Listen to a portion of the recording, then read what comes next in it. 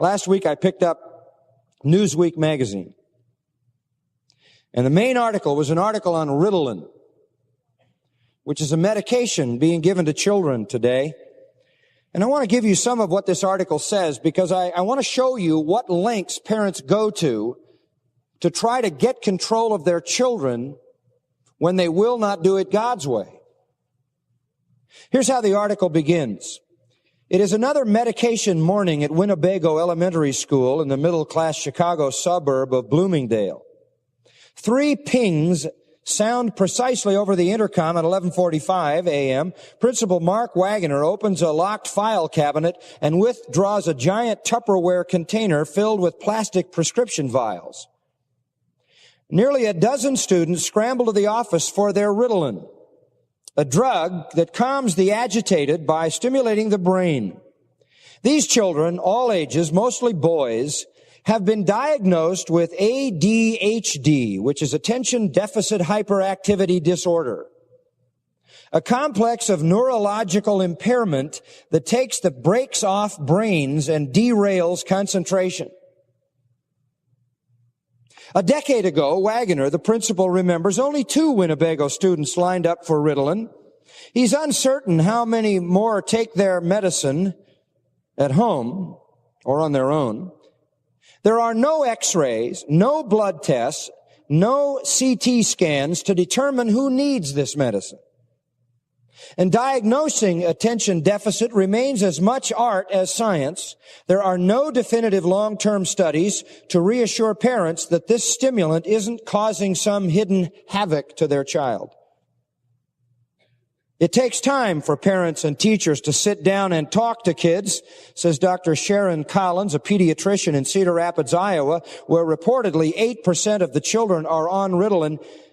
It takes less time to get a child a pill.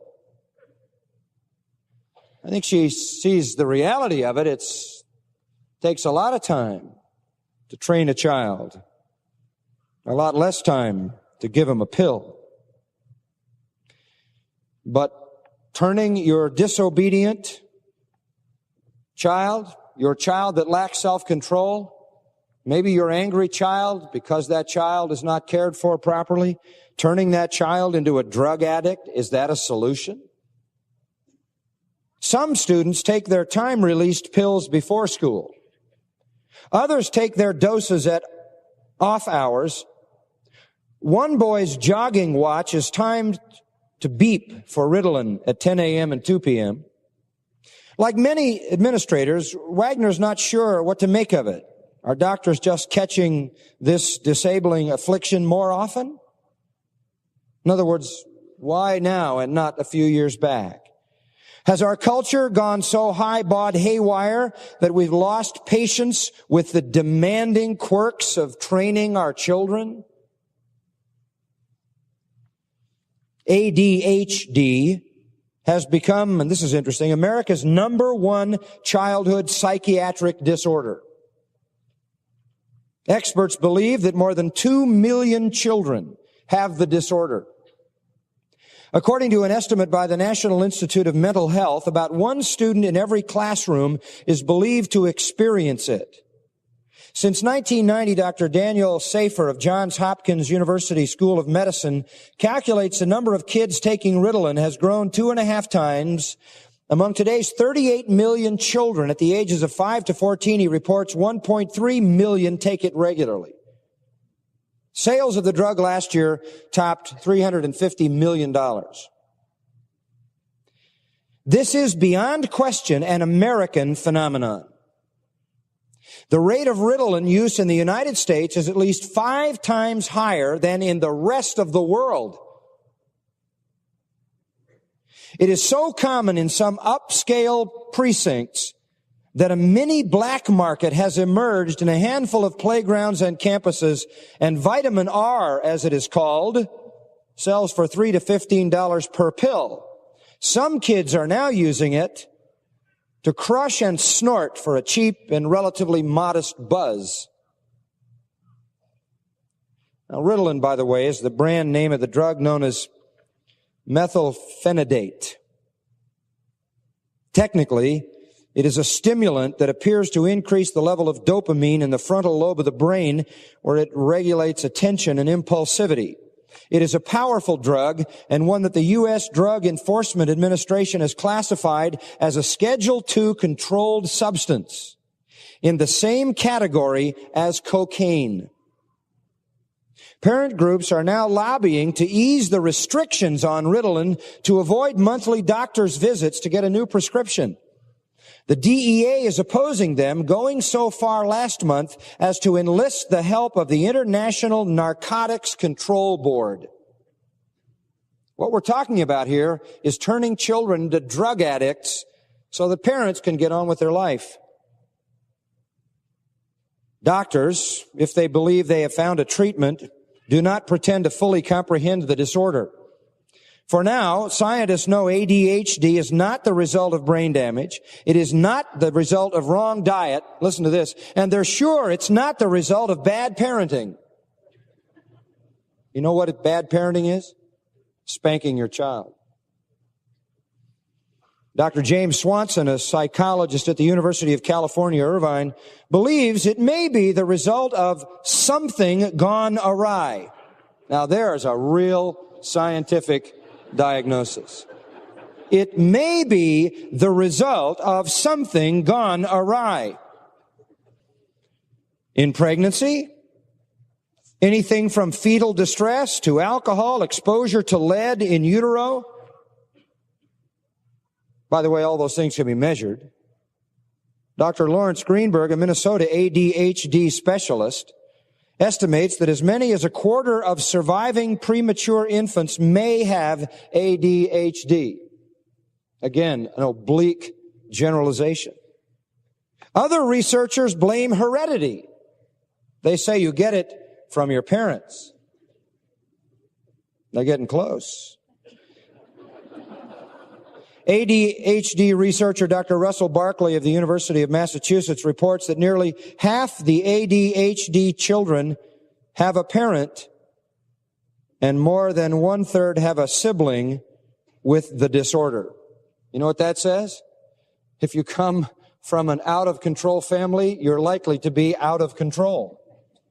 If your parents have no self-control, it's likely that you won't either. Turning undisciplined children into drug addicts. Frightening. Kids usually take 5 to 10 milligrams 3 times a day for primetime schoolwork. They often take drug holidays on the weekends and every few months. Where does this lead?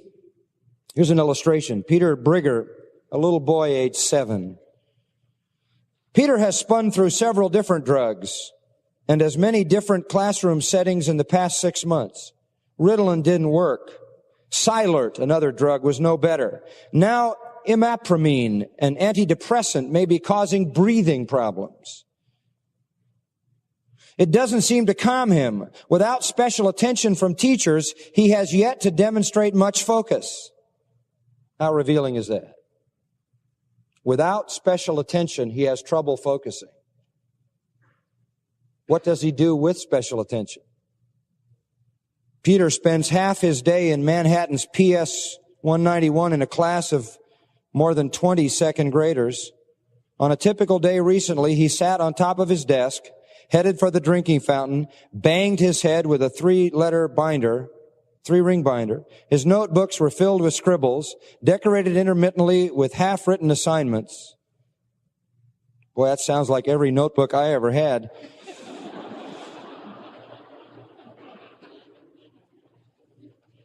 I remember one time I was standing on the top of the desk in the middle of the second grade in Rockledge, Pennsylvania. When the teacher came in the room, I thought she was going to be out longer.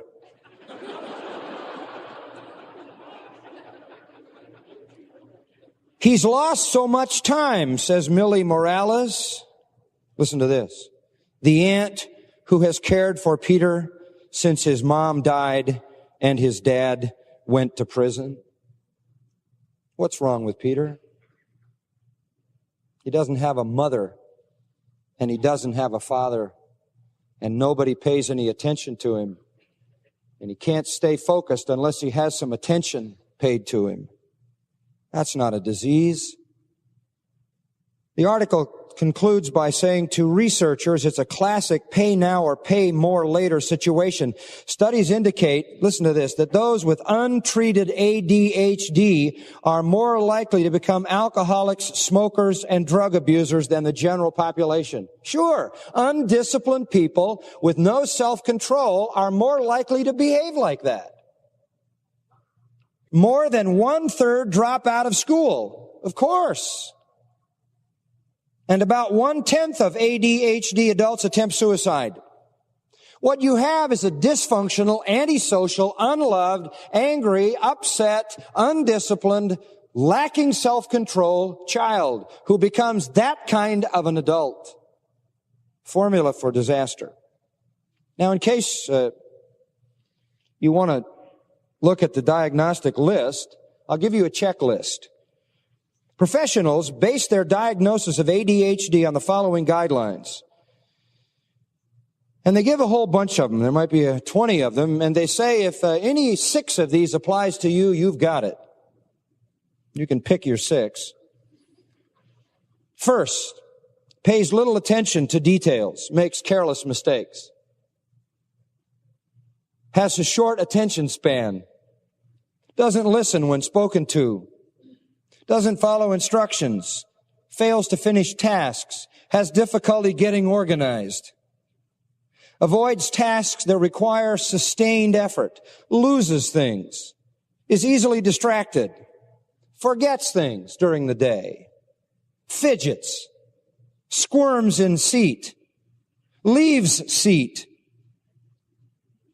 when remaining seated is expected. Runs about, climbs excessively, has difficult playing quietly, acts as if driven by a motor, talks a lot, and blurts out answers before the question is complete. You know who they're describing? All of our children. Don't kid me. That's all of my children. That's all of my grandchildren. That's me. I don't have a disease. Every kid is like that if he's not taught self-control. Every report card I got, the first few years, and now I'm telling you the deep secrets, folks. Every report card I got as a little kid in my early years of school said the same thing. Johnny doesn't pay attention. Johnny talks too much. Johnny won't stay in his seat. Johnny fiddles and makes noises with his pencil. Johnny lacks self-control. Johnny doesn't do his best. And every time I took home a note like that, I got spanked. I had a lot going on in my head, and I couldn't concentrate on just one thing because I was busy with a whole lot of things. God made me a certain way, He wired me to be able to deal with a lot of stuff. And that's my life now. I'm glad my parents didn't turn me into a drug addict. I didn't have a disease or a disorder. That was just me. My parents had a tremendous challenge teaching me self-control because I had so much mental energy and so much physical energy. I still have a lot of energy, even now. And you can only imagine what I was like before I was 12. I was a rocket going in every direction.